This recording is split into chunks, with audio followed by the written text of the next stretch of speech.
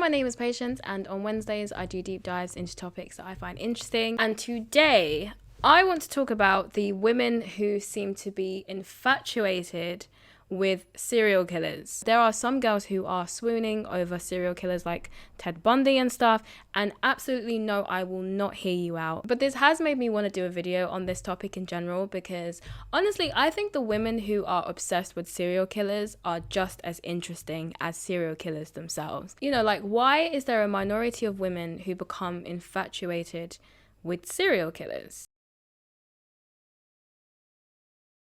So one of the biggest reasons is hybristophilia. So hybristophilia is the sexual attraction towards those who commit crimes. So in popular culture, this is known as the Bonnie and Clyde phenomenon. So there have been many speculations about what exactly causes hybristophilia, and Catherine Ramsland, who is a forensic psychologist, went and spoke to women who had either married or dated killers, and these are the reasons that she found. So she found that the women who typically married or dated serial killers did so because they had low self-esteem, they had no father figure in their lives. Another reason why was because the women felt that they were the perfect boyfriend because they're in prison, so they can't go anywhere, they can't do anything, so he's not going to cheat on you, you know where he is at all times. It's kind of a bit crazy, but you know what, to each their own. It was also a perfect relationship because for them it allowed them to not have to deal with all the typical aspects that come with a conventional relationship. They don't have to necessarily sleep with them, they don't necessarily have to do like cook for them or do their laundry or any of that stuff. So it's basically like having like a very low maintenance boyfriend that can't cheat on you and can't go anywhere. So all of this just kind of made it easier for them to live in their fantasy relationship for a lot longer. They also saw the little boy that the serial killer once was, and they seek to nurture him. I don't know why this reminds me of that really ridiculous video that was that celebrity posted when Putin invaded Ukraine. She was just being really weird. Like, she was like, Putin, if I was your mother. Putin, if I was your mother. But yeah, I don't think she was attracted to him or anything. I think she was just being weird, but it kind of just reminded me of that for some reason. So there have been other mental health experts who have described this infatuation with serial killers as an extreme form of fanaticism. They view these women as insecure females who can't find love in normal ways due to the fact that they have a love avoidant attachment style. Some evolutionary biologists have argued that the reason why some women are attracted to killers is because these are the ultimate bad boy or ultimate alpha male. Because they're willing to kill, they're more likely to go to extreme measures in order to protect you. They believe that these men are the best to protect them and their offspring because they're willing to kill to protect. Also, women tend to have this weird fascination with bad boys or dominant/dangerous men. It's thought that maybe this is also what drove the popularization of characters such as Edward Cullen from Twilight and Christian Grey from 50 Shades of Grey, because these books were predominantly read by young girls and women. So there is clearly something about these type of characters that women seem to be drawn to. So there have been plenty of serial killers who have received plenty of love letters and fan mails from women in prison. Jeffrey Dahmer even received a lot of love letters from women, despite the fact that it was a well-known fact that the man was gay. But here are some examples of some women who actually were successful with their serial killer love interests. So the first example is Doreen Lioy. So she fell in love with Richard Ramirez. Now, Richard Ramirez is known as the Night Stalker. So he was someone who was terrorizing people in Los Angeles and San Francisco. He murdered at least 14 people between 1984 and 1985. Ramirez was also a Satanist, and this played a role in some of his murders. Many of his crimes involved satanic rituals of some kind, and when he was finally caught at a convenience store in 1985, he was quickly put behind bars. Ramirez attracted the attention of a lot of women during this time period because plenty of them found him very attractive. Despite the fact that a lot of his crimes were sexual violence towards women, he still managed to be a hit within the fandom. So Doreen Lioy was a magazine editor who had written to Ramirez and sent him a total of 75 letters over the span of 11 years. There are many who would look at Richard Ramirez in the eye and say, he is the face of evil. Mm-hmm. And yet you look at him and you see the man of your dreams. Yes. Who needs glasses here? I can't help the way the world looks at him. They don't know him the way I do. She believed that he was innocent despite the fact that there was mountains of evidence that he was guilty, but despite that, the two got married in 1996. Doreen's family did disown her because of the decision, and she described being married to the death row inmate as a lonely lifestyle. She met him 4 times a week, and they were married until he died from cancer in 2016. The marriage itself didn't end very well because Doreen and Ramirez actually didn't see each other for some years before he actually passed away, and she wasn't there with him in his final days. It's said that Doreen fell for Ramirez when she first saw him in the news when she was still working as a journalist. She said that she thought that he was innocent and vulnerable, and that's what attracted her to him. The next example we have is Charles Manson. So Charles Manson was an infamous cult leader in the 20th century. So in the 1960s, his LSD-fueled philosophies inspired groups of young people so much that they were willing to commit murder for him. So Manson never actually committed any murders himself, but he did convince his followers to commit the murders for him during the 1960s. And in 1971, Manson was convicted for the murder of the famous actress Sharon Tate and 6 other people. He was originally sentenced to death, but because of the law change in California, they temporarily suspended the death penalty in 1972, so he was given a life sentence instead. But despite all of these crimes, Afton Burton saw him as an innocent, wrongly imprisoned environmentalist. So the reason why she thought that he was a misunderstood environmentalist is because Manson had loads of writings on how he believed that the human race was basically a cancer to the world and how we were destroying the planet. So he would have actually been quite popular in this day and age, to be fair, because that's kind of the general consensus among a lot of young people these days. So the age gap between Burton and Manson was actually quite large. He had already been infamous for 20 years before she was even born, so she would have already had full access to everything that he had done and all the information about him, but yet she was still determined to prove his innocence and determined to marry him. She began sending letters to him when she was just 17 years old, and then soon she decided to save enough money to pack up and move to be closer to where he was imprisoned. And from 2007, she began to visit Manson regularly. Manson called Burton Star, and when she was 26, on the 7th of November 2014, they managed to get a marriage license. At the time, Manson was 80 years old. One of the reasons why Burton wanted to marry Manson is because she wanted access to information and documents which she felt could prove his innocence, but unfortunately only family members or spouses could have access to these documents. I am Charles Manson's wife. Wife? Are you married? We are technically, the paperwork hasn't gone through yet, but we already consider each other to be husband and wife. Are you in love? Yeah. Did you... Why would I marry somebody if I was... Well, I'm just asking. Okay. You know, people get married for all kinds of different reasons in this country. I guess so. Well, I wouldn't. Based on the interviews that were done, Burton portrayed herself as being quite in love with Manson, whereas Manson seemed to have a very different outlook on their relationship. When he was interviewed about their relationship, he said, "That's trash, we're just playing it up for public consumption." The two never actually ended up getting married in the end, and there's loads of speculation about what Burton's real intentions were in marrying Manson. Some believe that she genuinely was another one of these girls who was just consumed by Manson's charisma and was just had a spell put on her like all of the other cult members. The reason for this was because of the fact that when Manson was put in solitary confinement, she shaved her head and carved an X on her forehead like what the other members had done during the trial in 1971. Others believe that she had slightly more sinister intentions with why she wanted to marry him. Some believe that she wanted to have access to his estate after he passed away, or also wanted access of his body so that once he passed away she could share it with the public for money, basically. Ted Bundy. So Ted Bundy is another infamous serial killer which many people would have heard of, and he's one of the weird ones that people seem to like glorify on TikTok. It's so bizarre. Ted Bundy was a serial killer who confessed to killing 30 people but is suspected of killing over 36. His killings took place during 1974 and 1978, so he killed a lot of people in the space of 4 years. What's interesting about Ted Bundy is that he represented himself in his own trial. How does that even happen? Your Honor, the defendant, me, that's me, I'm the defendant, did not commit these crimes.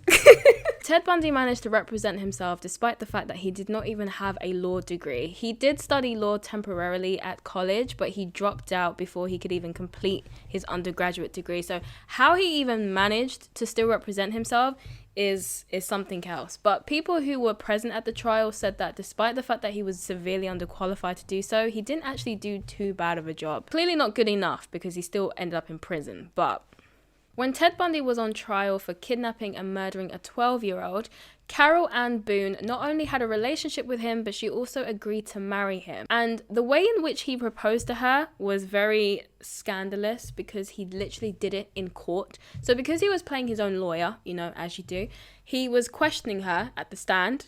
And while he was questioning her at the stand, he proposed to her. Acting as his own lawyer, Bundy questioned her about his character.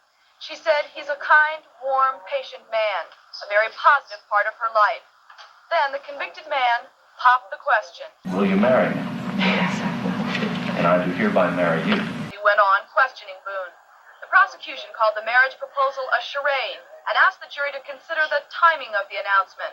So the reason why he did this was because they were trying to get married, but there was no one who was willing to marry them. So basically what he did was he made use of an old law. Okay, so I found the law. So it's an old Florida law. I bet that law's been changed now. The law states that a properly phrased proposal in an open courtroom would constitute as a legal ceremony as long as it was in the presence of court officers.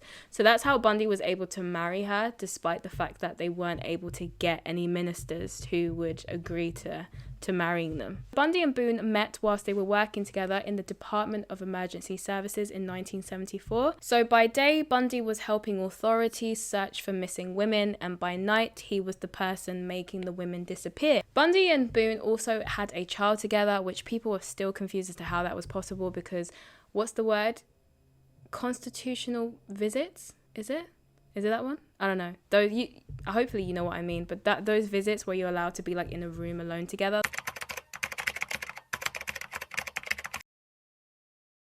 Those were not legal where Bundy was being held. But there's speculation that what he did was basically bribe one of the guards so that they could, you know, get jiggy with it. And so in the process, they ended up having a daughter. There's been a lot of speculation as to what exactly caused Boone to be willing to marry Bundy and also have a child with him. Some speculate that she too also had hybristophilia.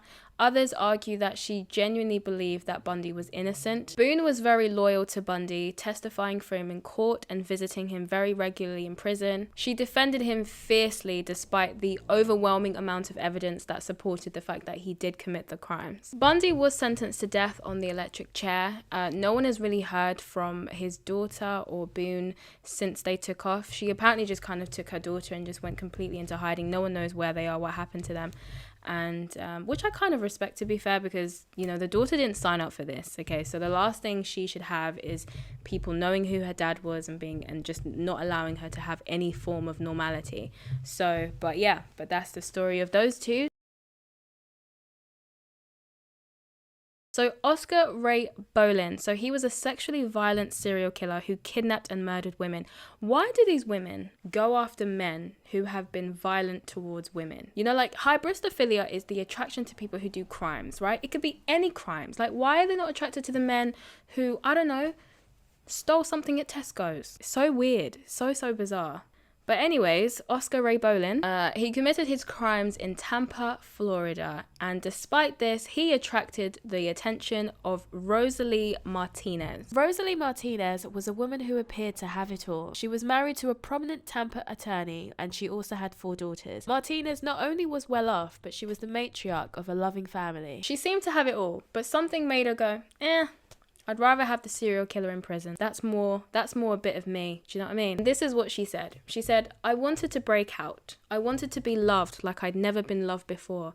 Passion. Someone to put me on an emotional pedestal, not with material things. So what's likely happened here is that the relationship that she had with her husband looked good on the outside, but on the inside was probably really lacking in terms of like happiness, quite clearly, because if she's saying she wanted to feel loved, she wanted to feel passion, she wanted to be put on a pedestal, but not materialistically. So maybe her husband just wasn't making her feel very loved and was just buying her stuff to kind of like keep her quiet. And she also kind of fits into the hybristophilia category that Catherine was talking about, the forensic psychologist I spoke about earlier, who said that women like this date men in prison because they're the perfect boyfriend. You know where they're going to be all the time.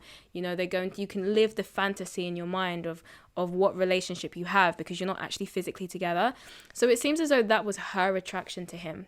She was fitting into that whole, the ideal perfect boyfriend kind of. She fits into that category of women with hybristophilia and what motivates it. Martinez met Bolin in 1995 when she was working in the public defender's office in Hillsborough County and was assigned onto his case. Despite the fact that Bolin was already serving time for murdering 3 young women, Martinez was convinced of his innocence. She was quoted saying, "I never ever thought for a second that he was guilty for those 3 murders." She married Bolin in October 1996. The ceremony was all done over the phone whilst Bolin was still in prison, and she did the ceremony in her apartment with a minister present and a photo of Bolin as a stand-in in his place. Martinez said that the ceremony was a genuine display of affection, and she believed that it would bring attention to his case. She believed that if she was to marry him and become his wife, people would take him more seriously and be more open to hearing her out when she was trying to fight for his innocence. After this, Martinez spent a lot of time gathering as much evidence as she could to try and prove that the evidence that was used to sentence Bolin to death was flawed. However, these attempts were not successful because Bolin was sentenced to death via lethal injection in 2016. She remained loyal to him all the way up until his death, and she was one of the last people to see him alive before he was put to death.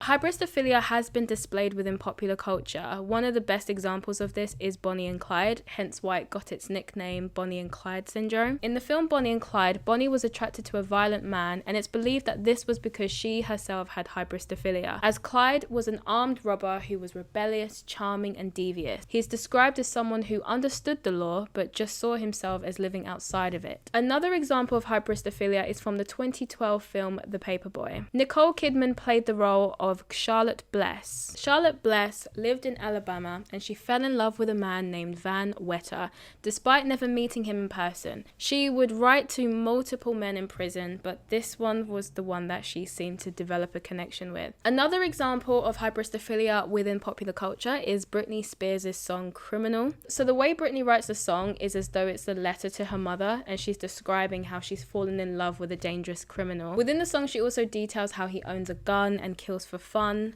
bars, and she also states that he's unpredictable and he doesn't have a conscience. She describes him as a bad boy with a tainted heart. How poetic. Dangerous and troubled men are often romanticized in film and books, especially ones that are targeted towards women, because we seem to be the target audience. We seem to enjoy messed up men. I don't know why, but it's a thing. It's a thing. Hence why the examples I gave to you before, such as Edward Cullen from Twilight and 50 Shades of Grey, Christian Grey. Yeah, something's wrong with the female psyche. I don't know what else to tell you. Another example of young women displaying a very bizarre infatuation for serial killers is when the actor Penn Badgley receives tweets and, admiration comments from girls on Twitter because he plays the serial killer Joe Goldberg in the Netflix series You, and so he gets very bizarre tweets from people. The good thing about Penn is that he doesn't entertain it, which I do appreciate.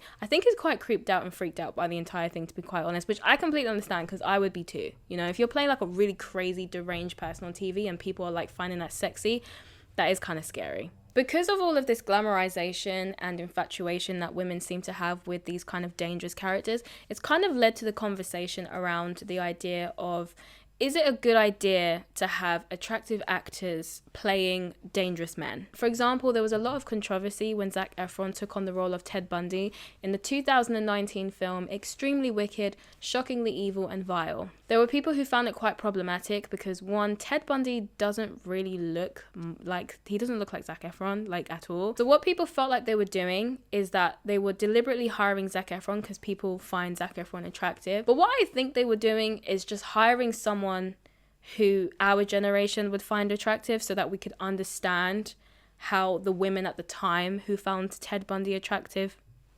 looked at him, if that makes sense. Because the honest truth is, at the time that Ted Bundy was going through his trial and stuff, there were a lot of women who were swooning and losing their minds over him. So, you know, it's quite a realistic representation in terms of how he was viewed at the time. But there are still some people who think that this is bad to represent serial killers in an attractive and desirable way because they feel like it glamorizes them. Here's my issue with this. The reality of it is there are attractive people who do bad things. So I always find this kind of argument to be kind of weird, because I get it on one hand. Like, I get the idea that you don't want to glamorize serial killers and bad people, but by trying to get them to cast not attractive people, or trying to, like with the Zac Efron one, I completely get it, because, you know, he doesn't really look like Ted Bundy. But the idea that they shouldn't hire attractive people to be serial killers, to me, doesn't really check out. And the reason why it doesn't is because you are perpetuating the stereotype that bad people have a certain look, when the reality is attractive people can also be serial killers. Attractive people can also be dangerous. So I personally don't see the problem with having attractive people playing serial killers. Like, for example, Penn Badgley there's also been criticisms about him playing a serial killer because he's also attractive.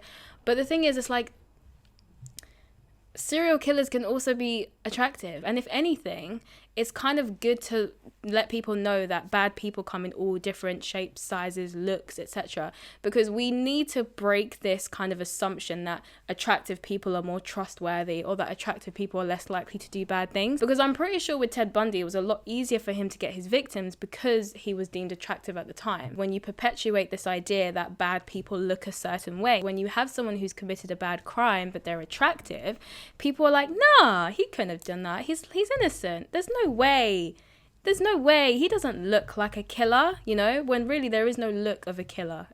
What makes you a killer is the action of killing, not what you look like.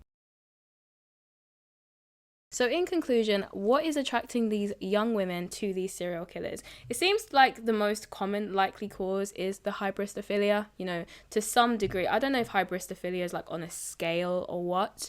But I think that there is always going to be a minority of women who are attracted to bad boys, and then an even smaller minority of women who are attracted to extreme bad boys, and that's when you get into like the murderers and all that kind of jazz. Now, this could have evolved as an evolutionary response because they feel that these men are more equipped to protecting them and their offspring, or it could be because of the fact that they have attachment issues from their past traumas, etc., which makes them more prone to going after men like this who they know they could never truly have a real true loving relationship with. A big component of it as well seems to be nurturing, because a lot of the women, when they were asked, you know, like, why did you fall in love with this killer, or whatever the case may be, or why did you marry them, why did you get into a relationship with them, they all seem to believe that these men were innocent, or in need of nurturing, or in need of being taken care of. So maybe the reason why hybristophilia seems to be more prevalent in women than in men, because I don't really see as many men really, you know, swooning. Women do tend to have a lot more compassion, and so we do tend to have that kind of instinct to take care and nurture. So I know the feminists are probably going to be coming for me like, no, we don't. Yes, we do, okay? I think this intense maternal nurturing instinct is also why you often find that if a man is convicted of being a murderer or whatever, usually it's always the mother who sticks by him no matter what, you know, like regardless of the evidence put forward. Usually the mother is just unwilling to allow that to taint her image of her son. Dads usually are kind of more open to disowning, you know, but the mothers are a lot more ruthless with their fight to still love their child regardless of how messed up what they did are. But overall though, I hope all of the women watching this video make wise decisions. Don't marry or date a murderer or a serial killer, okay? It's not good for your health, don't do it. But I would like to know what your thoughts are on this though. Like, what are your views on why you think these women tend to date these types of characters? If you enjoyed this video, then you may as well like and subscribe. I am also on other socials if you'd like to follow me there, and I also make music. I will put a link to my socials and my music in my description box. Thank you very much for giving me your time today, and I will see you in my next video.